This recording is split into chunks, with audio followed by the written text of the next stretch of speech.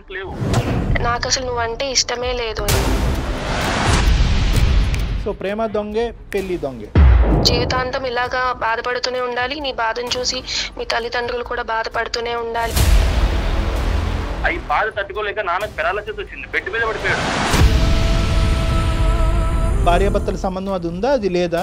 నా నోట్లో చెప్పలేదు సార్. లేదండి అస్సలు.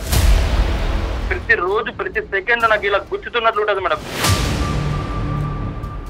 వెనక్కి తిరిగి చూసుకుంటే మా అమ్మ నాన్నలతో కలిసి ఉన్నది కూడా ఏం లేదు.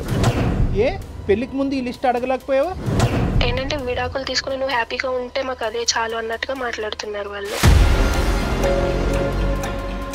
దీన్ని సినిమాటిక్గా చేయొద్దు. ఆ పంచాయతీలు అయిపోయినాయి, ఆ ఊరు పెద్దల మధ్యన మాటలు అయిపోయినాయి, కోర్టు దాన్ని క్లోజ్ చేసింది.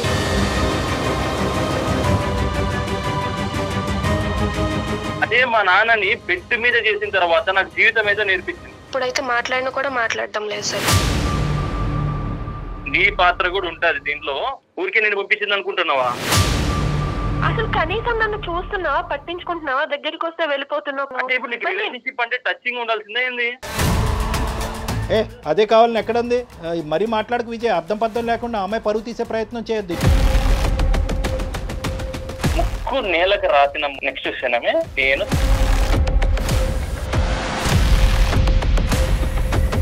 విజయ్ అది ప్రాబ్లం అని నువ్వు అనుకుంటున్నావు, తను అనుకోవట్లేదు. తను ఎందుకు ఇన్వాల్వ్ చేస్తున్నావు అంటోంది. కాదు విజయ్, ఎలా కరెక్ట్ విజయ్, ఎలా కరెక్ట్ విజయ్? ఇది నేను జీర్ణించుకోలేకపోతున్నాను. ఎలా కరెక్ట్ విజయ్? ఈరోజు గీత తల్లిదండ్రుల కడుపును పుట్టడం అనేది పాపమా? తను చేసిన పాపమా?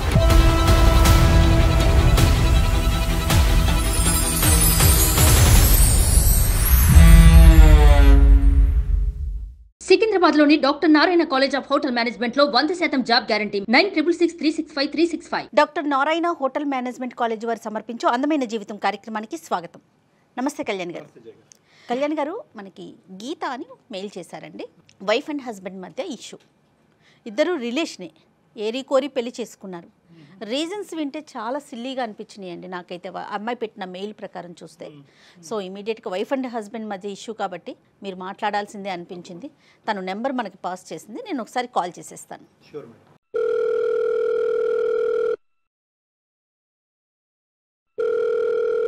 Hello hello Geethamma. అవునండి, ఎవరు? నేను జయానండి, అందమైన జీవితం ప్రోగ్రామ్ నుంచి కాల్ చేస్తా ఉన్నాను. నమస్తే అమ్మా. నమస్తే అండి. సో నాతో పాటు డాక్టర్ కళ్యాణ్ గారు ఉన్నారు, మీరు మాట్లాడటానికి వీలుగా ఉన్నారా? ఓకే మ్యామ్, మాట్లాడతాను. ఒక్కసారి మాట్లాడండి, డాక్టర్ గారు ఉన్నారు, మీ సమస్య ఏంటో క్లియర్గా చెప్పండి అమ్మా. నమస్తే. నమస్తే గీత. నమస్తే డాక్టర్ గారు. చెప్పమ్మా. సార్, నాకు పెళ్ళై 1.5 years అవుతుంది. నేను మా మేనమామ కొడుకు మా బావ విజయ్ని పెళ్లి చేసుకున్నాను సార్. నేను బావ చిన్నగా ఉన్నప్పుడే మా మామయ్యకి అండ్ మా అమ్మ వాళ్ళకి ఒక ప్రాపర్టీ విషయంలో చాలా గొడవలే అయ్యాయి సార్. సార్ అంటే అది అమ్మ వాళ్ళు మావయ్యను అండ్ మావయ్య వాళ్ళ అమ్మను చాలా మాటలు అనుకున్నారు. ఈ ప్రాపర్టీ విషయంలో పెద్ద మనుషులు కూడా మాట్లాడారు, కానీ అది మాత్రం తేలలేదు అప్పుడు. అండ్ వీళ్ళ ప్రాపర్టీ విషయం కోసం పోలీసులు, స్టేషన్లు, కాంప్రమైజ్లు అని చాలానే జరిగాయి సార్ ఈ మధ్యలో. అప్పటి నుండి ఇంకా గొడవలు ఎక్కువ అవడం, కోర్టుల వరకు వెళ్ళడం, ఇలా అంతా జరిగింది సార్. ఆఖరికి ఆ ప్రాపర్టీ కూడా మా అమ్మ వాళ్ళకే వచ్చింది. ఆ ప్రాపర్టీ కూడా మా అమ్మ నాన్నలు మా బావకి కట్నం కింద రాసి ఇచ్చేశారు మా పెళ్ళయిన తర్వాత.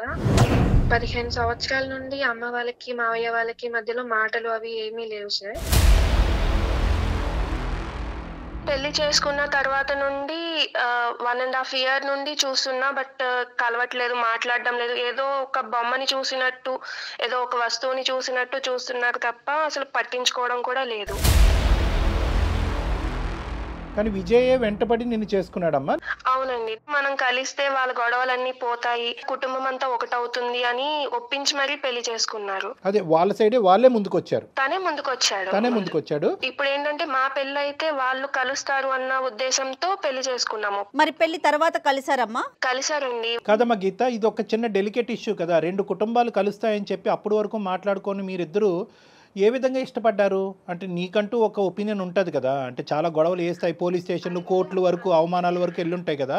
మరి అవన్నీ పక్కన పెట్టేసి ఈ రాత్రి మర్చిపోయి పెళ్లిపేటల మీద కూర్చుని పెళ్లి చేసుకునేంత ఈజీయా అది? నాకు మా బావ విజయ్ అంటే నాకు చాలా ఇష్టం సార్. నేను పెళ్లి చేసుకుంటే బావని చేసుకుంటా అనుకునేదాన్ని. అలాగే విడిపోయిన మా ఫ్యామిలీలు 2 కూడా కలుస్తాయి. 15 years గా గొడవ పడుతున్నారు కానీ మా పెళ్లితో అయినా కలుస్తారు అన్న ఉద్దేశంతో మేము ఇలా పెళ్లి చేసుకున్నాం సార్. తర్వాత ప్రయాణం ఎలా జరిగిందన్న? పెళ్ళైన తర్వాతే తెలిసింది తను ఏంటంటే మా వాళ్ళ మీద రివెంజ్ కోసమే పెళ్లి చేసుకున్నారు అన్నట్టుగా తెలిసింది. అదే ఏంటి ఇలా ఏంటి అని అడిగితే, అవును నేను రివెంజ్ కోసమే చేసుకున్నాను, నువ్వంటే అసలు ఇష్టమే లేదు అన్నట్టుగా మాట్లాడుతున్నారు ఇప్పుడు. ఏ స్థాయి వరకు గొడవలు అయినాయి, దానివల్ల ఎంత అవమానం విజయ్కి జరిగింది, విజయ్కి కానీ తన కుటుంబానికి, దానివల్ల ఇప్పుడు ప్రతీకారం అనే మాట వస్తుంది. అంటే ఏదైనా కూడా ప్రతీకారం తీసుకోవటం అనేది తప్పు మాటే, కానీ గొడవ ఏ స్థాయి వరకు వెళ్ళింది అనేది వివరాలు ఉన్నాయి నీ దగ్గర? వాళ్ళు కోర్టుల దాకా వెళ్ళి కంప్లైంట్స్ ఇచ్చి మధ్యవర్తి మధ్యలో పెట్టడము, ఆ టైంలో కూడా పోలీసులది ఇంటికి రావడం. ఓ ఓకే ఓకే. ఇంకా మా అమ్మ వాళ్ళు అనకూడని మాటలు చాలానే అన్నారు మావయ్య వాళ్ళని. అవన్నీ విని తట్టుకోలేక మావయ్య గారికి కూడా పెరాలసిస్ అవి వచ్చాయి. ఈ విపరీతమైన సంఘటనలు జరిగి ఎంతకాలం అయింది? ఇంకా అంత పదిలంగా ఉన్నాయా అబ్బాయి మనసులో? అంటే ఎప్పుడు జరిగింది ఇది? ఒక 10 years బ్యాక్ అయ్యింది సార్ ఇవన్నీ. అంటే తను కూడా ఇంటికి రావడం, ఈ గొడవల్లో ఇన్వాల్వ్ అవ్వడం, అంటే వాళ్ళ డాడీకి ఇలా అయిన తర్వాత కోర్టుల చుట్టూ తను కూడా తిరగడం, ఇలా అంతా జరగడం వల్ల తను ఇంకా బాగా గుర్తుపెట్టుకున్నాడు. అండర్స్టూడ్. అయితే మరి అది ఏ మాత్రం నీకు కొద్దిగా కూడా కించంతు కూడా కనిపించలేదమ్మా? అంటే అతని మనసులో ఇది ఎక్కడన్నా దాగుందేమో అని చెప్పి ఆ థాట్ రాలేదా నీకు? లేదండి, తను మాట్లాడే మాటలు అవన్నీ విన్నాక నాకు ఏమనిపించిందంటే తను ఇంకా మేము కుటుంబాలు కలవాలి అని అనుకున్నారు అన్నట్టుగా అనిపించింది తన మాటలన్నీ ఆలోచించింది. ముందు అంటే కొంచెం బానే ఉన్నాము, ఏంటంటే ఒక 1 month 2 months ఏంటంటే కొంచెం బానే మాట్లాడేవాళ్ళు. అంటే పెళ్ళయిన తర్వాత కొంచెం చుట్టాలు అది ఉంటారు కాబట్టి కొంచెం బానే మాట్లాడారు. బట్ ఏంటంటే తర్వాత ఆయన మొత్తం చేంజ్ అయిపోయారు. అసలు ఎందుకు ఇలా చేస్తున్నారు, అసలు ఏమైంది, అసలు ఏం చెప్పకుండా కొంచెం మారుకుంటూ వచ్చారు. గట్టిగా అడిగేసరికి ఇప్పుడు చెప్తున్నారు ఏంటంటే, నేను మీ అమ్మ వాళ్ళ మీద రివెంజ్ కోసమే నేను పెళ్లి చేసుకున్నాను తప్ప నాకు అసలు నువ్వంటే ఇష్టమే లేదు అని చెప్పి. మీ ఇద్దరి మధ్యన ఎలా ఉందమ్మా రిలేషన్షిప్? ఎలా ఉంది అంటే ఫిజికల్ భార్యాభర్తల సంబంధం అది ఉందా, అది లేదా? లేదండి, అసలు నన్ను ముట్టుకోవడం లేదు ఆయన. కనిపిస్తే చాలు పక్కకి వెళ్ళిపోతున్నారు. పెళ్ళైనప్పటి నుంచి ఇప్పటి వరకు అసలు మీ ఇద్దరి మధ్యన ఆ ఫిజికల్ ఆస్పెక్ట్ లేదా? లేదండి, అసలు. దగ్గరికి వెళ్ళినా కూడా నన్ను ముట్టుకోకు, నా దగ్గర నుండి వెళ్ళిపో అని అసహించుకుంటున్నాడు. నాతో కనీసం ఇప్పుడైతే మాట్లాడినా కూడా మాట్లాడడం లేదు సార్. పగ తీర్చుకోవటానికి ఇదంతా ఆడుతున్నటువంటి ఇది అన్నది నీకు ఎప్పుడు అర్థమైంది? నువ్వు బాగా టెన్షన్లో ఉన్నావు. అంటే ఎలా తెలిసింది అంటే ఒక్కొక్క రోజు ఒక్కొక్కలా బిహేవ్ చేస్తున్నారు. నాకు ఫస్ట్ లో అర్థం కాలేదు. Unpredictable behaviour. చెప్పమ్మా. ఫస్ట్ లో అర్థం కాలేదు అసలు ఏం మాట్లాడుతున్నారు, ఏంటి, ఎందుకు ఇలా ఉంటున్నారు అనేది అర్థం కాల. మేబీ చాలా రోజుల తర్వాత కలిసారు కదా పేరెంట్స్ ని, ఏమన్నా కొంచెం గుర్తొచ్చాయా ఏంటి అన్న ఒపీనియన్ లో నేను ఉన్నాను. కానీ ఆయన మొత్తానికి దీని మీదే ఇదే గుర్తు పెట్టుకుని పెళ్లి చేసుకున్నారు అన్న విషయం నేను అసలు తెలుసుకోలేకపోయా. రోజుకి కొంచెం గొడవలు అవ్వడం వల్ల అది కొంచెం తెలుస్తుంది అసలు ఎందుకు ఇలా ఉంటున్నారు ఏంటి అని అడగడం వల్ల కొంచెంగా చెప్తున్నారు ఆయన, నేను ఎలాగే ఇందుకోసమే చేసుకున్నాను, మీ వాళ్ళ మీద రివెంజ్ తీసుకోవడం. ఎలా ఉన్నారు గీత? వాళ్ళు నీతో ఎలా ఉంటారు? వాళ్ళు మొత్తం నాకే సపోర్ట్ చేస్తున్నారు. వాళ్ళ మనసులో ఏం బాధ లేదమ్మా? గతం జరిగినటువంటి గొడవలు ఆ బాధ ఇప్పుడు మీ ఆయన పెట్టుకున్నంత ఇదిగా వాళ్ళు పెట్టుకోలేదా? లేదండి, వాళ్ళు ఏంటంటే కలిసిన తర్వాత వాళ్ళు మా అమ్మ వాళ్ళు అత్తయ్య వాళ్ళ ఇంటికి రావడం, అత్తయ్య వాళ్ళు మా అమ్మ వాళ్ళ ఇంటికి వెళ్ళడం అంతా బానే ఉంది. వాళ్ళు కూడా నాకే సపోర్ట్ చేస్తున్నారు. సరే, ఇప్పుడు ఏమంటాడు అంటే ఇంతేనా జీవిత ప్రయాణం, ఇంతేనా అంటే నువ్వు అలా సఫర్ అవుతూనే ఉండాలి, అతని దగ్గర నుంచి ఎటువంటి support, emotional bond, physical relationship ఏది ఉండదు, ఇలా ఎండగట్టినట్టు ఇలా బతకాలా జీవితాంతం? అదేనా అతని ఉద్దేశం? అవునండి, నేను ఆల్రెడీ అప్పటికీ అడిగాను, నీకు ఇదే ఉద్దేశం ఉంటే ఇప్పటి వరకు బాధ పెట్టింది సరిపోదా అని చెప్పి కూడా అడిగా. లేదు, నువ్వు జీవితాంతం ఇలాగా బాధపడుతూనే ఉండాలి, నీ బాధను చూసి మీ తల్లిదండ్రులు కూడా బాధపడుతూనే ఉండాలి అన్నట్టుగా అంటున్నారు. సో బావా నువ్వు ఈ పెళ్ళి అనేటటువంటి కారణం నిమిత్తం మీరిద్దరు మళ్ళీ మాట్లాడుకోవటం అనేది ఆల్మోస్ట్ 1.5 year అంటే 8 years తర్వాతే మాట్లాడుకోవటం మీరు దగ్గర అలా ఏం కాదు, ఒక 1 year గా ప్రేమించుకుని పెళ్లి చేసుకున్నాం. పెళ్లి చేసుకున్నాక 1.5 year అయింది. ఇప్పుడు నేనేమనుకున్నానంటే ఇంతగా డైరెక్ట్గా రారా అని చెప్పి వెంటబడి పెళ్లి పెట్టిన మీద డైరెక్ట్ కూర్చున్నారు అనుకున్నా. కాదు, 1 year జర్నీ చేశాడు. 1 year జర్నీ చేసిన తర్వాత అంటే తను ప్లాన్డ్ గానే ముందుకెళ్ళాడు, ముందుగానే అనుకున్నాడు ఇట్లా చెయ్యాలి ఇది సినిమాల్లో చూస్తుంది అట్లానే ఉంది కదండి. కాదమ్మా, ఇప్పుడు నువ్వు మాకు ఈ మెయిల్ పంపించడానికి కారణం ఏంటి తల్లి? అంటే ఏ విధంగా మేము అంటే అడ్రస్ చేయగలం అన్నది, అంటే నువ్వు ఒకప్పుడు అతను ఒప్పుకుంటే ఏంటి, ఒప్పుకోకపోతేనేంటి, 2 సైడ్లు ఓకేనా నీకు? ఎలా ఉంది నీ పరిస్థితి ఏంటి చెప్పు? ఇప్పుడు నా పరిస్థితి ఎలా ఉందంటే నేను ఆఖరికి విడాకుల కోసం కూడా అడిగాను. బట్ ఏంటంటే నువ్వు ఇలా జీవితాంతం ఇలాగే ఉండాలి, నేను నిన్ను ముట్టుకోను, ఇంకొకరు నిన్ను ముట్టుకోవడానికి వీల్లేదు అన్నట్టుగా అంటున్నారు. ఎంత క్రూయల్ గా ఆలోచిస్తున్నారో నిజంగా. ఇంకేమైనా ఫిజికల్ అబ్యూస్ ఏమైనా ఉందమ్మా? అంటే కొట్టడం గానీ లేదంటే లేదండి, అలాంటిది ఏం లేదు. ఓన్లీ ఏంటంటే మాటలతో మాత్రమే బాధ పెడుతున్నారు. అంటే ఇది అప్పుడు జరిగినటువంటి గొడవ ఒక ఎత్తు అయితే కనుక ఇప్పుడు కన్న కూతురునే జీవితాన్ని పనంగా పెట్టినటువంటి పరిస్థితి ఏర్పడింది. మరి అస్సలు తగ్గరే మీ పేరెంట్స్ ఏమంటున్నారు? వాళ్ళు వచ్చి మాట్లాడారు, అడిగారు. బట్ ఏంటంటే మా బావ దగ్గర నుండి ఒక్క రెస్పాన్స్ కూడా లేదు. మీరు ఇలాగే ఉండండి, మా డాడీకి మా డాడీ ఎంత బాధపడ్డారో మీరు అంతే బాధపడాలి. ఏం చెప్పినా కూడా కన్విన్స్ అవ్వట్లేదు వాళ్ళు. కాదు నాన్న, ఇప్పుడు గీత రెండు డోర్స్ ఓపెన్ అయ్యే ఉన్నాయి కదా. అంటే either he has to give you divorce and let you go free, or నిన్ను హ్యాపీగా నీ జీవితం నిన్ను బతకనివ్వాలి, లేదంటే అతను మారి వచ్చి మీ ఇద్దరు కలిసి ప్రయాణం చేయాలి. ఈ రెండింటికి ఓకే నువ్వు? ఓకే అండి, నాకు ఎలా అయినా పర్లేదు. తను మారితే ఇంకా మంచిది. తను మారినా ఓకే, తను మారను నేను ఇలానే ఉంటానంటే తన బతుకునేదో అమ్మాయి బతుకనిస్తే తన దారిని తను చూసుకుంటాను అంతే. డివోర్స్ తీసుకుంటానంటే మీ పేరెంట్స్ ఓకేనా అమ్మా? దానికి ఒప్పుకోరేమోగా పెద్దవాళ్ళు. మా మావయ్య వాళ్ళు మార్పించడానికి చాలా ట్రై చేశారు. వాళ్ళకి కూడా ఇష్టం లేదు ఇలా డివోర్స్ తీసుకోవడం, అది అంతే ఇష్టం లేదు. కానీ మా అమ్మ నాన్నకైతే ఓకే, ఎందుకంటే నేను ఇక్కడ ఇబ్బంది పడుతున్నాను కాబట్టి మా అమ్మ నాన్న కొంచెం నా గురించి ఆలోచించి వాళ్ళు ఏంటంటే విడాకులు తీసుకుని నువ్వు హ్యాపీగా ఉంటే మాకు అదే చాలు అన్నట్టుగా మాట్లాడుతున్నారు వాళ్ళు. అంటే తనకు అర్థం కావట్లేదు, ఇంకా షాక్లోనే ఉంది. ఏంటి ఇప్పుడు కొట్టడు అని చెప్పి ఉండాలా, కొట్టడు తిట్టడు అని చెప్పి ఇక్కడ ఉండాలా, లేదంటే ఉక్కిరి బిక్కిరి వాతావరణం క్రియేట్ చేస్తున్నాడని చెప్పి ఇక్కడి నుంచి పారిపోవాలా?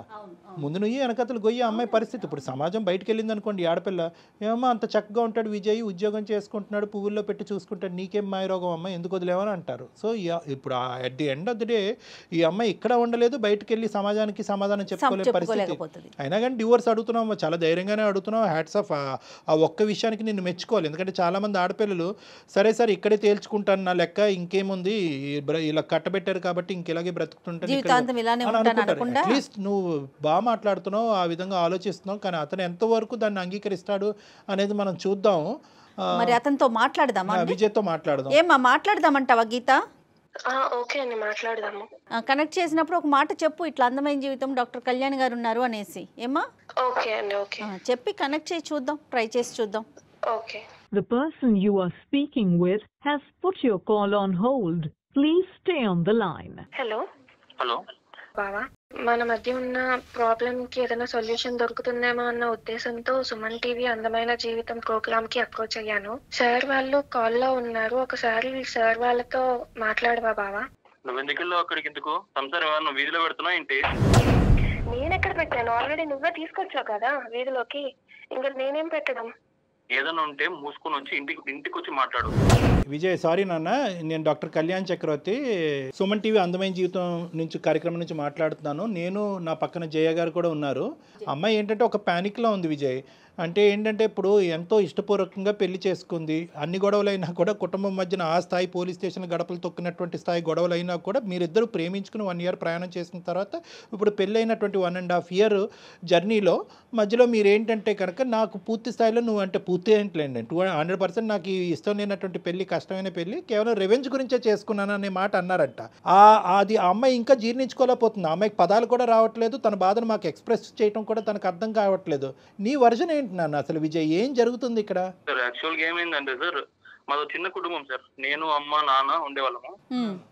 నాకు 6 years ఉన్నప్పుడు ఒకసారి మా అత్త మా అత్తమ్మ వచ్చింది సార్. సారీ అత్తమ్మ కాదు, సోకల్ అత్త. అమ్మని పదం కోల్పోయింది సార్. తను వచ్చి ఒక రోజు మా నాన్న పేరు ఉన్న ల్యాండ్ మొత్తం కావాలని అన్నరాని మాట్లాడి అనింది సార్. తను నా నోట్తో చెప్పలేను సార్, అలాంటి బూతులు మాట్లాడింది సార్. ల్యాండ్ కావాలని మా నాన్న పేరు మీద ఉన్నా కూడా తనకే కావాలని చాలా ఇబ్బంది పెట్టింది సార్. అన్నరాని మాట్లాడి అనింది సార్. అనిన తర్వాత మా నాన్న అంటే మా తాత వాళ్ళ పెద్ద మనిషి అందరూ కూర్చోబెట్టి తనతో చెప్పారు సార్, ఇది మంచి పద్ధతి కాదు అండి అన్నా చెల్లెల బంధము, సో మీరు ఇలా చేయడం తప్పు అంటుంది. పెద్ద మనుషులు కూర్చోబెట్టిన పంచాయతీలు చేశాం సార్ మేడం. గ్రామంలో మొత్తం వాళ్ళంతా పెద్ద మనుషులతో చేయించాం. ఓకే అన్ని ప్రయత్నం చేశారు. ఇక కాంప్రమైజ్ అవ్వట్లేదు మేడం. ఎలా అయినా తనకి ఆ ల్యాండ్ కావాలని అలా కూర్చొనే ఉంది సార్. అదేలే విజయ్. ప్రతి రోజు మేడం మా అమ్మ నమ్మరో మీరు, ప్రతి రోజు ఏడ్చింది మేడం. అవి బాధ తట్టుకోలేక నాన్నకు పెరాలసిస్ వచ్చింది, బెడ్ మీద పడిపోయాడు.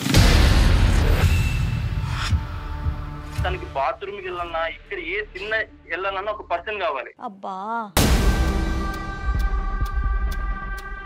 దీన్ని తట్టుకోలేక మేడం రోజు రోజుకి తనకు వేరే డిసీజ్ వచ్చి చీమలు కుట్టే మేడం. చీమల తన బెడ్ మీద వెళ్ళేవాడు. అర్థం చేసుకోండి ఎలాంటి సిచ్యువేషన్ లో ఉన్నాడు మా నాన్న ఆ టైంలో. అదేలే విజయ్. ఆ సిచ్యువేషన్ నాకు తెలుసు మేడం, ప్రతిదీ నేను ఫేస్ చేశాను. నాకు ఆ తర్వాత పోలీస్ స్టేషన్ లోకి వెళ్ళాం మేడం. పోలీస్ స్టేషన్ చుట్టూ తిరిగాం, కోర్టు చుట్టూ తిరిగాం. వాళ్ళకి వచ్చింది మేడం, కేసు గెలిచారు వాళ్ళు. తర్వాత అదే ల్యాండ్ కట్నం నా పేరు మీద రాశారు మా అత్తయ్య. సో మీది మీకు వచ్చేసింది, అంటే దేని వల్ల అయితే ఇబ్బంది పడ్డారో అది మీకు వచ్చింది, అంతే కదండి. ఫైనల్ గా కోర్టుకు వెళ్ళినా జరగనటువంటి కార్యక్రమం పెళ్లి జరిపించింది. సర్లేండి పోన్లేండి. ఈ బాధ ఎవరు పెట్టుకుంటారు మేడం? ఈ బాధ నేను నాకు తెలుసు మేడం. మీకు ప్రతి రోజు ప్రతి సెకండ్ నాకు ఇలా గుచ్చుతున్నట్లు ఉంటుంది మేడం. మీ బాధను అసలు ఎవ్వరం తగ్గించలేమండి. అది నిజంగా ఫేస్ చేసిన వాళ్ళకే తెలుస్తుంది. కానీ అసలు గీతకేం సంబంధం ఇందులో? మీరు అది గీతకి సంబంధం అన్నప్పుడు మేడం, ఇప్పుడు మా అత్త మా నాన్నకి అలా అన్నప్పుడు అక్కడ ఎవరు మేడం సఫర్ అయింది? నేనే కదా మేడం. అయితే మా అత్తకి నేను శాడిజం చూపిస్తా, అక్కడ సఫర్ అవ్వాల్సింది తనే కావాలి. ఇప్పుడు నేను ఇలా సంసారం చేయకోకుండా తనతో ఇలా ఉండడం వల్ల మా అత్తకి ఎంత మెంటల్ గా ఉంటుంది చెప్పండి. టచ్ చేయకోకుంటే నువ్వు పగ తీర్చుకోవాలనుకుంటే తీర్చుకోలే. కానీ ఈ ఐడియా ఎప్పటి నుంచి వచ్చింది నీకు? అంటే ప్రేమించినప్పటి నుంచే ఉందా, లేదంటే ప్రేమించటం కూడా నాటకమేనా, పెళ్లి ఒకటే నాటకమా? తనపై నాకు ఎలాంటి ఫీలింగ్స్ లేవు, ఎలాంటి బ్యాడ్ ఒపీనియన్ కూడా లేదు సార్. సో ప్రేమ కూడా దొంగ ప్రేమే. దొంగ ప్రేమ ఏం కాదు సార్. మరి ఆ లెక్కన ఈ లెక్కన ఈ రెండిట్లో ఏదో ఒకటే తేలాలి. నీ ప్రేమ దొంగదా, లేదంటే పెళ్ళి ఒకటే దొంగ? నువ్వు వాస్తవానికి ప్రేమించినప్పుడు నీకు ఈ పగ తీర్చుకోవాలనేటువంటి ఆలోచన అప్పుడు రాలేదు. పెళ్లి చేసుకున్న తర్వాత బహుశా నువ్వు ఏం చూసావో ఏం విన్నావో నాకు తెలియదు, కానీ పగ అనేటటువంటి ఆలోచన అప్పుడు వచ్చిందా? ప్రేమించుతున్నప్పుడే మీరిద్దరు కలిసి ప్రయాణం చేస్తున్నప్పుడే అప్పుడే వచ్చిందా? నేను చిన్నప్పుడే అనుకున్నా సార్, ఎలా అయినా మా అత్త మీద ప్రతీకారం తీర్చుకోవాలనుకున్నా. సో ప్రేమ దొంగే పెళ్లి దొంగే. 1.5 years బట్టి మోసం చేస్తున్నావు, ఎండగడుతున్నావు అనుకున్నా, కానీ ఇది 1.5 years + 1 year అనమాట. అంటే 2.5 years బట్టి ఆ అమ్మాయికి చుక్కలు చూపెడుతున్నావు నువ్వు, అంతే కదా విజయ్? ఏం సాధిద్దామని విజయ్? మా అత్త ఏం చేసిందంటే సార్, మొత్తం ఊర్లో అందరూ పంచాయతీ చేసి మొత్తం మా నాన్న క్యారెక్టర్ బ్యాడ్ చేసింది సార్. తను ఇలా అంట మా నాన్నకి ఇలా అయిన తర్వాత మా అమ్మ పైన ఎంత బ్యాడ్ ఒపీనియన్ చేసిందంటే మొత్తం ఊర్లో వాళ్ళంతా ఏంటి మీ అమ్మ ఇలా, మీ నాన్న ఇలా అని ప్రతి ఒక్కరు అలా అడుగుతుంటే ఎలా ఉంటుంది సార్ నాకు?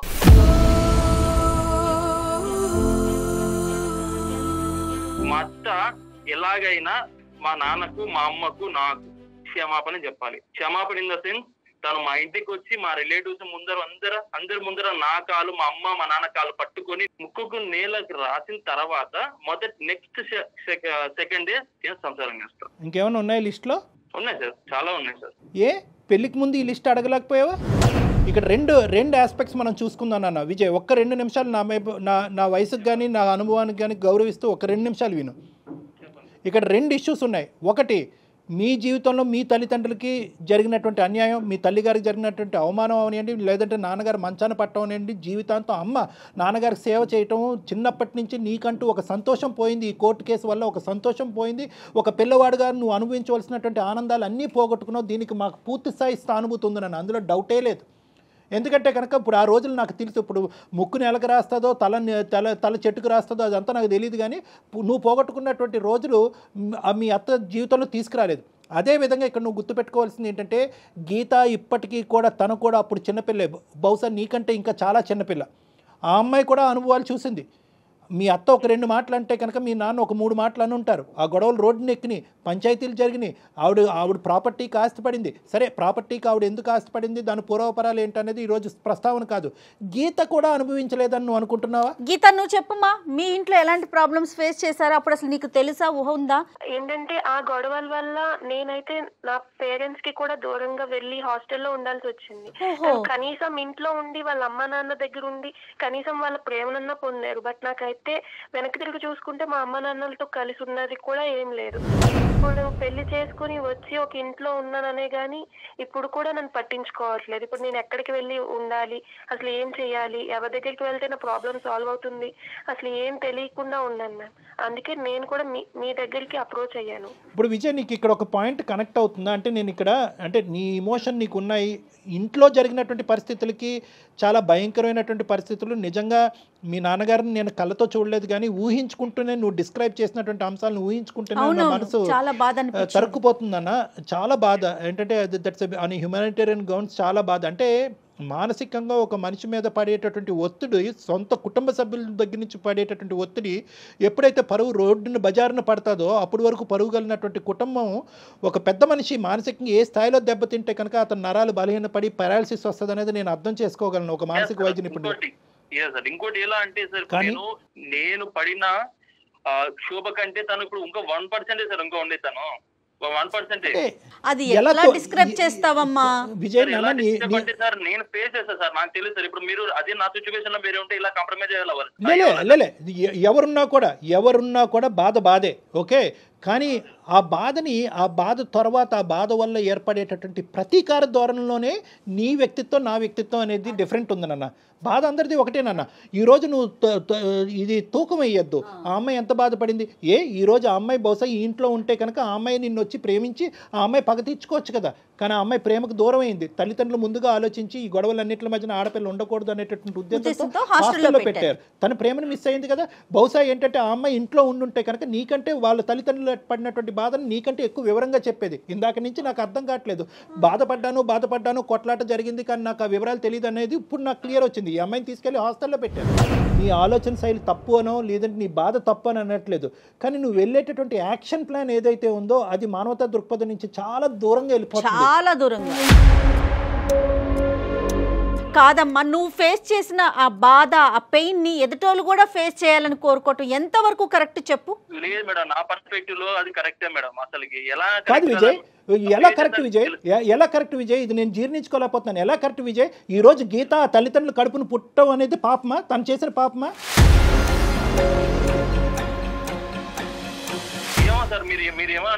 అలా కాదు నాన్న. ఇది వాళ్ళ తల్లి ఒక న్యాయబద్ధమైనటువంటి పోరాటం చేయటం వల్లే కదా కోర్టు ఆస్తి తీసుకెళ్లి మీ అత్తగారికి ఇచ్చింది. అయితే కనుక ఆ అత్తగారు ఈ ఆస్తి నాదే అని చెప్పి చంకన పెట్టుకోలే కదా. మీరిద్దరు ప్రేమించుకున్నారు కాబట్టి మీ చావు మీరు చావండి అని అనలే కదా. అదే కట్నంగా నీకు ఇచ్చిందిగా.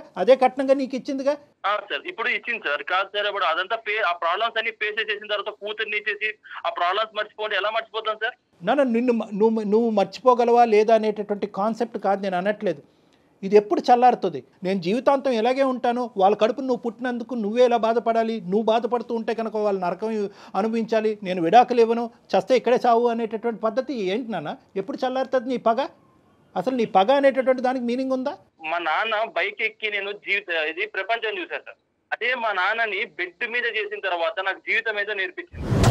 ప్రతిసారి నేను ఒక మ్యారేజ్ అనేటటువంటి కాన్సెప్ట్ గురించి మాట్లాడుతుంటే గీత ఇందులో ఎలా ఇన్వాల్వ్డ్, గీత పరిస్థితి ఏంటి, గీత ఫ్యూచర్ ఏంటి, నీ పగ ఎప్పుడు చల్లారుతుంది అంటే కనుక నువ్వు మీ తండ్రి గారి దగ్గర తీసుకెళ్తున్నావు. నేనేం మాట్లాడలేను. మీ నాన్నగారి యొక్క పరిస్థితిని ఈరోజు తీసుకొస్తే నేనేం మాట్లాడలేను. ఆ గొడవలు అలా అయినాయి, ఆ మానసిక ఒత్తిడి అతనికి గురయ్యారు, దానికి సానుభూతి చూపెట్టడం తప్ప మీ నాన్నగారి యొక్క పరిస్థితిని నేను మార్చలేను, భగవంతుడు మార్చలేడు, ఎవరు చేయలేరు ఇది. కానీ దానికి ఇలా చిక్కుముడిగా ఒకదానికొకటి కలుపుకుంటూ పోతూ గీత మీద పగ తీర్చుకుంటూ మీ అత్త మీద పగ తీర్చుకుంటూ ఎప్పటికి ఎండ్ అవుతుంది? ఈ ఎండ్ పాయింట్ ఏంటి? నీ కడుపు ఎప్పుడు చల్లారుతుంది? దీనివల్ల ఇంకో కాన్సెప్ట్ కూడా నేను చెప్తున్నాను. నీ టోన్లో కూడా ఎక్కడ నాకు హ్యాపీనెస్ కనిపించట్లేదు నాన్న. నువ్వు పగ తీర్చుకుంటున్నాను అని కాల్ ఎగరేస్తున్నావు, కానీ ఎక్కడ నీ టోన్లో కూడా హ్యాపీనెస్ లేదు. నువ్వు సఫర్ అవుతున్నావు. నీ జీవితం ఇటువంటి పెళ్లి జరగాలి, ఒక ప్రేమ లేనటువంటి పెళ్లి చేసుకుంటూ ఆ ప్రేమలో పగే కాన్సెప్ట్గా ముందుకెళ్ళిపోవాలనేది నువ్వు ఎప్పుడన్నా వర్ణించుకున్నావా, ఎప్పుడన్నా అనుకున్నావా? సార్ నా లైఫ్ అయినా పర్లేదు సార్, నాకు లైఫ్ అయినా పర్లేదు, తను మాత్రం అలా అవ్వాల్సిందే సార్. నాకు 100% పెడితే తను 200% మా అత్త సఫర్ అవ్వాలి. అయ్యేంత వరకు నా లైఫ్ ఏమైనా పర్లేదు సార్. నాకు నువ్వు మా అమ్మని సఫర్ అయ్యేలాగా చెయ్యి, నేనేం కాదన్ను. బట్ మధ్యలో నన్ను ఎందుకు లాగుతున్నావు? అసలు నాకు అసలు తెలియని విషయాల్లోకి నన్ను లాగి నన్ను ఇన్వాల్వ్ చేసి అసలు నన్నెందుకు లాగుతున్నావు మధ్యలోకి? నేను ఏం చేశా అని చెప్పు. నీ పాత్ర కూడా ఉంటది దీంట్లో. ఊరికే నిన్ను ఊరికే పంపించదు, ఏదో చేసే ఉంటది. ఊరికే నేను పంపించింది అనుకుంటున్నావా? నాన్న టార్చర్ చేసేటటువంటిది అయితే కనుక సంవత్సరంన్నర పాటు ఎండగట్టి జీవితాన్ని రోడ్డుకి ఇడిసినప్పుడు తన కన్న కూతుర్ని ఒకే ఒక కూతురు జీవితాన్ని ఇలా చేసినప్పుడు ఈ పాటికి ఇప్పుడు వరకు చేతులకి ఇలా కట్టుకుని కూర్చుంటది అనుకున్నావా? ఒకదానికి నువ్వే క్రియేట్ చేసుకుంటున్నావు, అల్లుకుంటున్నావు. ఈఎంఐ పాత్ర ఉందంటావేందయ్యా బాబు? అసలు నీకేమైనా కాన్సెప్ట్ ఉందా? నీకేమైనా అర్థం అవుతుంది? ఈఎంఐ పాత్ర ఏంటి? పుట్టెరిగి ఈఎంఐ హాస్టల్లో కూర్చుంది, ఇప్పుడు ఈఎంఐ పగ తీర్చుకుంటుందని అనుకుంటున్నావా? ఏమన్నా డైలీ మాట్లాడతాడు సార్. డైలీ వాళ్ళ అమ్మ ఫోన్ చేస్తుంది, ఫోన్ చేసి ఏదో చెప్తుంటది. ఎక్కడ సావాలి కూతురు? ఎక్కడ సావాలి? తన కడుపు ఇప్పి మాట్లాడుకుని తన కష్టాన్ని చెప్పుకోవటం కూడా పాపమేనా? నువ్వు మాట్లాడవు. వాళ్ళ అమ్మ క్యారెక్టర్ మామూలు కాదు సార్. ఎలా అయినా మమ్మల్ని ఇబ్బంది పెట్టడానికే చూస్తారు వాళ్ళు. సో వాళ్ళు తను అలా చేసే ఉంటది సార్, పక్క చేసే ఉంటది, చేస్తుంది కూడా. కానీ ఇప్పుడు ఇబ్బంది పెట్టేది మిమ్మల్ని కాదు కదా, మీరే నన్ను ఇబ్బంది పెడుతున్నారు కదా. అదే మా అమ్మ ఏదో చేసేది అయితే కనుక నేను కదా నిన్ను బాధ పెట్టాలి. అంతే కదా, కరెక్ట్. కాదమ్మా, పెళ్లి చేసుకుని మనం ఇద్దరు పెళ్లి చేసుకున్నాం కదా, ప్రాబ్లమ్స్ కూడా షేర్ చేసుకో. అసలు కనీసం నన్ను చూస్తున్నావా, పట్టించుకుంటున్నావా? దగ్గరికి వస్తే వెళ్ళిపోతున్నావు పక్కకి. నాకు అవసరం లేదు. ఇప్పుడు నీకు రిలేషన్షిప్ అంటే టచింగ్ ఉండాల్సిందే ఏంది?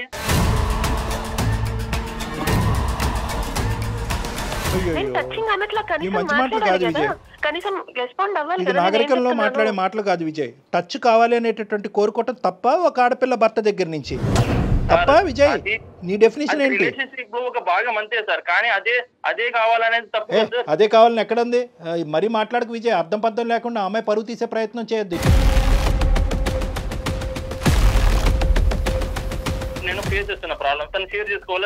విజయ్, అది ప్రాబ్లం అని నువ్వు అనుకుంటున్నావు, తను అనుకోవట్లేదు. తను ఎందుకు ఇన్వాల్వ్ చేస్తున్నావు అంటోంది. ఇలా ఫేస్ అవుతున్నా కదా, వాళ్ళ అమ్మకి పోయి చెప్పచ్చు కదా, ఇలా అయింది మేడం, ఇలా అయిందమ్మా, ఇలా అయింది. విజయ్ ఏమంటున్నాడంటే వెళ్ళి తను కాలు పట్టుకొని వాళ్ళ అమ్మ నాకు చెప్పమను, అయిపోయా వెళ్ళని కూడా. మనం ఇప్పుడు కంక్లూజన్కి వస్తున్నాం. ఒకే పాయింట్ విజయ్, నీ కండిషన్ ఏంటి? నీలో ఒకటైతే నాకు బాగా అర్థమైంది, ఇప్పటికీ కూడా ఈ అమ్మాయి అంటే కొద్దిపాటి ప్రేమ ఉంది. నీకు ప్రేమ లేదు అని నేను అనుకోవట్లే. లేదంటే కనుక ఇంత 2.5 years పాటు నువ్వు కపట నాటకం ఆడే అంత కెపాసిటీ నీకు లేదు, కానీ ఎంతో కొంత ప్రేమ ఉంది. కానీ ఇప్పుడు ఏంటంటే కనుక ఇప్పుడు ఈ పెళ్ళికి వాళ్ళ అమ్మ ముందుకొచ్చి చెప్పేటటువంటి క్షమాపణకి ముడిపెట్టావు, అంతే కదా? నీ కండిషన్స్ ఏంటి? మీరిద్దరూ హ్యాపీగా ఉండాలంటే నీ కండిషన్స్ ఏంటో ఒకటిసారి నాకు చెప్పు. ఇప్పుడు మా అత్త మా మామ ఇద్దరు వచ్చి మా బంధువులు మా రిలేటివ్స్ అందరి ముందర మా ఇంటి దగ్గరకు వచ్చి నా కాళ్ళు, మా అమ్మ కాళ్ళు, మా నాన్న కాళ్ళు పట్టుకొని క్షమాపణ చెప్పి ముక్కు నేలకు రాసిన నెక్స్ట్ క్షణమే నేను తనతో కాపురం చేస్తా. ఇది నా కంక్లూజన్ సార్. ఇది చేసిన తర్వాత నేను తనతో హ్యాపీగా ఉంటా, గీతతో. నువ్వు హ్యాపీగానే ఉంటావు, గీత హ్యాపీగా ఉంటుందా నీతో? వాళ్ళ తల్లిదండ్రుల చేత ఇవన్నీ చేయించేది అంటే ఇండైరెక్ట్గా ఈ మంత్రం వేసినా ఆ మంత్రం వేసినా ఒకేలాగా ఉంది ఇక్కడ పద్ధతి. ఇప్పుడు ఏంటంటే ఇప్పుడు నువ్వు ముందుకు రావట్లేదు, రేపొద్దున గీత వాళ్ళ తల్లిదండ్రులు చేసి నానా చాకరీ చేపిస్తుంది. ఇప్పుడు ఆ అమ్మాయి ఏమంటుంది కాన్సెప్ట్? ఆ అమ్మాయి ఇప్పుడు నీ కండిషన్ నువ్వు చెప్పా, ఆ అమ్మాయి కండిషన్ కూడా చెప్తాను విను. ఏమండి, మనిషి మారి పద్ధతిగా వస్తే కనుక నేను కంటిన్యూ అవుతా, లేదంటే తూర్పు తిరిగి దండం పెట్టమనండి, వాడు నాకు అక్కర్లేదు, నాకు డైవర్స్ ఇవ్వండి అని చెప్పింది. అంతేగాని ఆ అమ్మాయి వచ్చి కావాలంటే మా అమ్మ నాన్న వచ్చి అతను కాలమే పడతాడు, గుమ్మం మీదకి వచ్చి ముక్కు తలో నేలకు రాస్తారు, ఈ కాన్సెప్ట్లు ఏమో ఆ అమ్మాయి చెప్పలేదు. అర్థమైందా? సో ఇక్కడ వినండి ఒక్క నిమిషం వినండి. ఈ కథ కంచికెళ్ళింది అనేటటువంటి విధంగా రెండు కుటుంబాలు ముందుకు వచ్చినాయి. ఎవరైతే కనుక పగా కోపంతో రగిలిపోవాల్సినటువంటి మీ తల్లిదండ్రులే అటువైపు వాళ్ళని క్షమించి ముందుకు వచ్చారు. నువ్వు వాళ్ళ కడుపును పుట్టినటువంటి నువ్వు ఈ అమ్మాయిని ఒక 6 నెలల్లో సంవత్సరం పాటు ప్రేమించి నీ ఇష్టపూర్వకంగానే పెద్దల సమక్షంలో పెళ్లి చేసుకున్నావు. ఎన్ని కేసులు పెట్టుకున్నా నేను డైవర్స్ ఇవ్వను, ఏమని చేసుకుని నేనైతే నాతోనే కాపురం చేయాలి, నాతోనే బాధలు పడాల్సిందే తనంతే. గీత, ఇప్పుడు ఈ కాన్సెప్ట్ ఇప్పుడు కొత్త కాన్సెప్ట్ ఏం కాదు. 1కి 10 సార్లు నీతో చెప్పాడంట, మీ అమ్మా నాన్న వచ్చి కాళ్ళు పట్టుకుని క్షమించాలి అనేటటువంటిది. ఇది మీ పేరెంట్స్ వరకు తీసుకెళ్లారా? ఒకప్పుడు అదే తీసుకెళ్ళుంటే కనుక నీ ఉద్దేశం ఏంటి, మీ పేరెంట్స్ ఉద్దేశం ఏంటి? సార్ వాళ్ళనైతే నేను అడగలేను సార్. నేను ప్రేమించి తనని పెళ్లి చేసుకున్నా. ఇప్పుడు తనంటే నాకు ఇష్టము. ఇప్పుడు నేను వెళ్ళి చెప్పమంటే చెప్తారు, బట్ మరీ ఆయన చెప్పిన విధంగా అంటే కొంచెం నేను వాళ్ళకి చెప్పలేను సార్. క్షమాపణ అంటే నేను చెప్పించగలను. నాకు కూడా ఏంటంటేనమ్మా గీత, నాకు కూడా ఇది గుచ్చుకుంటుంది. అంటే నేను కూడా ఈ విధంగా మాట్లాడకూడదు, ఎందుకంటే ఒక టెక్నికల్గా ఒక సైంటిఫిక్ పద్ధతిలో మాట్లాడవలసినటువంటి డాక్టరు తప్పొప్పులు అప్పటి నుంచి జరిగినటువంటి గొడవలు ఏ స్థాయి వరకు వెళ్ళినాయి అనేటటువంటిది ఆలోచించకుండా కేవలం మీ తల్లిదండ్రులను వచ్చి క్షమాపణ చెప్పమన్నమ్మా, పెళ్లి తూతూ కలిసిపోతారు అనేటటువంటి పద్ధతి కరెక్ట్ కాదేమో నాకు అనిపిస్తుంది. కానీ ఒక పెళ్లిని కాపాడటం గురించి 1000 అబద్ధాలు ఆడాలి, ఒక పెళ్లి జరగటం గురించి 1000 అబద్ధాలు ఆడాలి అని చెప్పి మన పెద్దలు అన్నారు. బహుశా ఏంటంటే కన్న కూతురు ఒకే ఒక్క ఆడపిల్ల నువ్వు, మీ తల్లిదండ్రులు ఇన్ని మెట్లు దిగి ఇక్కడికి కూడా వస్తారేమో అనేటటువంటి నా నమ్మకం. అమ్మ, నేను అడగవలసినటువంటి పద్ధతిలో మీ తల్లిదండ్రులతో నేను మాట్లాడతాను. ఇక్కడ క్షమాపణ ఎవరు ఎందుకు చెప్పాలి, చెప్పవలసినటువంటి అవసరం ఏంటని చెప్పి వీళ్ళు మళ్ళీ 15 సంవత్సరాలు గతం అన్ని గొయ్యి తవ్వుకున్నారు అనుకోండి, వీళ్ళిద్దరిని కలపడం కాదు, ఆ 2 కుటుంబాలను విడదీసిన వాళ్ళం అవుతాం మన అందమైన జీవితం. కాబట్టి ఇది అది కాదు. ఇది ఏంటంటే కనుక గతం గతః, whatever has happened in the past has happened. ఈ పెళ్లి కలవాలి అంటే కనుక, ఈ పెళ్లి ముందుకెళ్ళాలి, ఇద్దరు జీవితాలు బాగుపడాలి అంటే కనుక పగా ప్రతీకారాలు అనేటటువంటి పదాలు పెళ్లి అనేటటువంటి దాంట్లో వినిపించకూడదంటే కనుక అతను పెట్టినటువంటి కండిషన్ క్షమాపణ. అందులో చెప్పడానికి వాళ్ళు వెనకాడరు, ఎందుకంటే కూతురు జీవితం కాపాడటం గురించి ఒక క్షమాపణ అనేటటువంటిది అడగటానికి, మనస్ఫూర్తి అయిన క్షమాపణ అడగటానికి వాళ్ళు వెనకాడరు అనేటటువంటి ఆలోచన. ఒప్పుకున్నప్పుడే వాళ్ళు రెడీ అండి. పెళ్లికి ఒప్పుకోవటం కాదు మేడం, 15 సంవత్సరాల పాటు ఒక ప్లాట్ ఒక ల్యాండ్ గురించి ఫైట్ చేసింది ఆ అమ్మాయి, ఇలా ఇచ్చేసింది వెంటనే. ఎందుకు కూతురు జీవితం, అరే నేను ఎందుకు ఫైట్ చేశాను నాకు అర్థం కాలేదు, కోర్టు నాకు ఎందుకు ఇచ్చింది నాకు అర్థం కాలేదు, నా కూతురు కంటే మించింది ఒక ఆస్తి ఏమీ లేదని చెప్పి ఆస్తి వెనక్కి ఇచ్చేసి, అది విజయ్ అర్థం చేసుకోవాలి. ప్రైమరీ పాయింట్ లేదు, నాకు ఆస్తి కావాలి ప్లస్ క్షమాపణ కావాలి, కూతురు కావాలి, అయినా కానీ నేను పగ తీర్చుకుంటానంటే ఆయన చచ్చినట్టు నా దగ్గరే పడి ఉండాలి, నేను వదలను అంటున్నావు నువ్వు. అసలు ఒకటే విజయ్ సరే, నేను కూడా ఇన్ని మెట్లు దిగి అదేం లేదమ్మా వాళ్ళు ఎందుకు క్షమాపణ చెప్తారు, గతం గొడవలే అని నేను ఇప్పుడు అంటే కనుక ఈ క్షణాన్ని మీరిద్దరు విడిపోతారు లేదా ఇదే ఊబిలో ఆ అమ్మాయి జీవితాంతం ఇలాగే ఉండాలి, నువ్వే పగా ప్రతీకారం అంటుకుంటూ నువ్వేమొచ్చి మరి నీ ఉడుకు రక్తం ఏ రక్తం నాకు తెలియదు కానీ ఇలాగే కంటిన్యూ అవుతావు, నీ జీవితం నాశనం, ఆ అమ్మాయి జీవితం నాశనం, అందమైన జీవితం మీ ఇద్దరికి ఏం చేయనట్టు అయిపోతుంది. కాబట్టి నేనేంటంటే ఆ కాన్సెప్ట్స్ అన్ని తీసి పక్కన పెట్టేసి ఒక కన్న కూతురు కన్నటువంటి ఒక తల్లిగా ఆ పెళ్లిని కాపాడటం గురించి ఆవిడ సారీ చెప్పడానికి రెడీ చేపిస్తాను అనే బాధ్యత నేను తీసుకుంటున్నాను.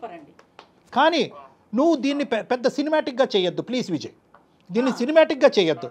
ఆ పంచాయతీలు అయిపోయినాయి, ఆ ఊరు పెద్దల మధ్యన మాటలు అయిపోయినాయి, కోర్టు దాన్ని క్లోజ్ చేసింది, ఆస్తి ఒకరికి చెందాలనుకుంది, ఆస్తి నాకు వద్దు నా కూతురికి మించింది కాదని చెప్పి అదే ఆస్తి మీ చంకని చేరింది ఈరోజు. ఇటువంటి పరిస్థితుల్లో నువ్వు ఒక మెట్టు దిగాలి. క్షమాపణ అంటే ఆవిడ చెప్పిస్తాను, కాదు సార్ మీరు చెప్పింది ఇప్పుడు నాకు బాగా అర్థమైంది, తల్లి తర్వాత తల్లి లాంటిది మా అత్త, నాకు ఆ క్షమాపణ కూడా అక్కర్లేదు అనే పెద్ద మనసుతో నువ్వు ముందుకు వస్తావా, ఐఎమ్ వెరీ హ్యాపీ. కాదు క్షమాపణే నన్ను చల్లారుస్తుంది అనుకుంటే కనుక ఆ క్షమాపణ వాళ్ళ చేతి చెప్పించడానికి నేను రెడీగా ఉన్నాను.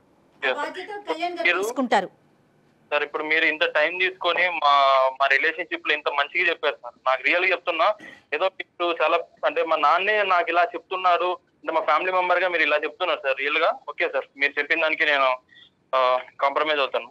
కాంప్రమైజ్ విత్ క్షమాపణ వితౌట్ క్షమాపణ మీరు చెప్పిందని నాకు అర్థమవుతుంది సార్. ఎక్కడో తప్పు నాది కూడా ఉంది సార్. ఎందుకంటే గీత నేను ఇంత బాధ పెట్టాను, బట్ ఓకే నేను తన్ని చాలా చాలా ప్రేమగా చూసుకుందాం అనుకుంటున్నాను సార్. కానీ అర్థమైందమ్మా, అది అర్థం కాబట్టే మాకు కూడా విజయ్ సింపుల్ తెలుసా, సింపుల్ లాజిక్. అసలు అందమైన జీవితం డాక్టర్ కళ్యాణ్ చక్రవర్తి జయ కూడా ఇక్కడ అక్కర్లేదు, ఏమీ లేదు. నీ మనసు ఇలా రగిలిపోతుంది అనేటటువంటిది ఓపెన్ హార్టెడ్గా నువ్వు ఎవరితో డిస్కస్ చేయకపోవటం అనేది ప్రధానమైన సమస్య. ఎవరు కూడా నీ లోపల రగిలిపోతున్నటువంటి అంశం, ఒక అనవసరమైనటువంటి అంశం, ఒక గతానికి సంబంధించినటువంటి అంశం, అది వదిలేసారా, పగలు ప్రతీకారాలన్నీ తీసి పక్కన పెట్టి కలిసి ప్రయాణం చేయటం, జీవితాన్ని అందరూ సుఖమయం చేసుకుందాం, కలిసి ఉంటే కలదు సుఖం అనే ఒక్క పదం ఎవరైనా కానీ నాలాంటి పెద్ద మనిషి ఎవరైనా నీ మనసులో పెట్టుంటే కనుక ఈ 1.5 year కూడా వేస్ట్ అయ్యి ఉండదు. నిజంగా నీ భార్య దేవత నాన్న. ఎందుకు అంటే కనుక ఆ అమ్మాయి మొత్తం చెప్పినటువంటి దాంట్లో కేవలం వణికిపోతూ భయపడుతూ ఏడుస్తూ మాట్లాడిందే కానీ ఎక్కడ కూడా నా భర్త శాడిస్టానో, లేదంటే నా భర్త పనికిరాని వాడనో, లేదంటే పగ తీర్చుకుంటున్నాడు, గతానికి సంబంధించినటువంటి పగ తీర్చుకుంటున్నాడు అనేది చెప్పిందే కానీ నువ్వు ఒక శాడిస్టానో ఒక భయంకరమైన డిస్క్రిప్షన్ ఎక్కడ ఇవ్వలేదు నీ గురించి. ఓపిక పట్టింది, వాళ్ళ తల్లికి చెప్పిందే కానీ ఎక్కడ కూడా ఈ గొడవలు పెరిగేటటువంటి విధంగా వాళ్ళ తల్లి వచ్చి మీ జీవితాల్లో ఇన్వాల్వ్ అవ్వకుండా అక్కడ కూడా జాగ్రత్త పడింది. అన్ని విధాలుగా జాగ్రత్త పడినటువంటి ఒక గొప్ప స్త్రీ నన్ను నీ భార్య, అది ఎప్పటికీ నువ్వు అర్థం చేసుకోవాలి. అవును సార్, డెఫినెట్ గా నేను యాక్సెప్ట్ చేస్తాను సార్ దీన్ని. కానీ వాళ్ళతో ఒక్కసారి చెప్పాను సార్, మా ఫ్యామిలీ వాళ్ళకి అంతే. మా అమ్మకి మా నాన్నకి మా అత్త ఒక్కసారి చెప్పానండి.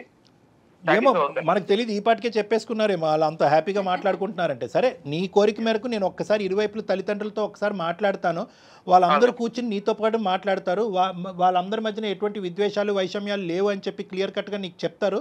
అప్పుడు నీ మనసు అప్పుడు చల్లబడుతుంది, మీరు హ్యాపీగా ప్రయాణం చేస్తారు. ఓకేనా? నేను టేకప్ చేస్తాను, నేను మాట్లాడతాను, ఇరువైపుల తల్లిదండ్రులతో నేను మాట్లాడతాను. ఓకే అమ్మా. విజయ్, ఎప్పుడు జరిగిపోయిన చెడుని వదిలేయాలమ్మా, దాంట్లోంచి మంచిని తీసుకునే ముందుకెళ్ళాలి. అదే కదా జీవితం. చూడు, ఒక ఆడపిల్ల నీకోసం ఎంత బాధపడతా ఉంది. దయచేసి ఆలోచించు. ఒక్కసారి మనం కౌన్సిలింగ్లో కూర్చుందాం, నువ్వు, మీ పేరెంట్స్, అట్లానే మన గీత వాళ్ళ పేరెంట్స్ అందరూ కలిసి ఒక్క సెషన్ ఒక్కసారి కళ్యాణ్ గారిని మీట్ అవ్వండి. దాని తర్వాత మనం ముందుకెళ్దాం. ఏమా? Right Vijay, all the best అమ్మా, హ్యాపీగా ఉండండి. గీత, థ్యాంక్ యూ మా. Thank you ma'am. కళ్యాణ్ గారు, ఇంత ఫాస్ట్గా తను రియలైజ్ అవుతాడు అనుకోలే. అతని లోపల ఈ యాంగిల్ అలాగ అతన్ని ముంచేసి అలా ముందుకు తీసుకెళ్ళండి. తీసుకోరా, పగ తీర్చుకోరా అని అంతరాత్మ ఏమని చెప్తుందంటే పగ తీర్చుకో అని చెప్తుందే కానీ ఇటువైపు ఒక కనికరంతో చూడాలి, నా భార్యను చూడాలి, ప్రేమించినటువంటి ఒక ఆడపిల్లని, ఎటువంటి సంబంధం లేనటువంటి ఒక ఆడపిల్లని. నేను ఇందాక ఒక మాట అన్నాను కదా, ఆ తల్లిదండ్రులు కడుపును పుట్టడమే ఈ అమ్మాయి చేసుకున్న శాపం అన్నాను. సో ఇదన్నీ కూడా ఇవన్నీ రియలైజేషన్ పాయింట్స్. ఇవేం చేసినాయి అంటే కనుక స్లోగా పగ అనే తెర తీసేసి అతనికి రియలైజ్ చేసినట్టుగా చేసినాయి. ఇక్కడ నా స్థానం అక్కర్లేదు మేడం. ఎవరైనా ఒక పెద్ద మనిషి కూర్చుని ఈ రెండు పదాలు అతని బ్రెయిన్లో పెట్టుంటే కనుక ఇది ఎప్పుడో తేలుండేదేమో. కానీ మీరు యాక్సెప్ట్ చేసి ఆమెతో క్షమాపణ అయినా చెప్పిస్తానన్నారు చూడండి, నాకు హ్యాపీగా అనిపించిందండి. ఎందుకంటే ఏం చేస్తాం, ఇప్పుడు కాపురం నిలబడాలి కదా, దాని తర్వాత ఏదన్నా అవుతుందా అంటే దాన్ని మనం ఎక్కడ ఊహిస్తాము? ఏం కళ్యాణ్ గారు? కరెక్ట్ జయ గారు. రైట్ అండి, నమస్తే. నమస్తే జయ గారు, థ్యాంక్ యూ.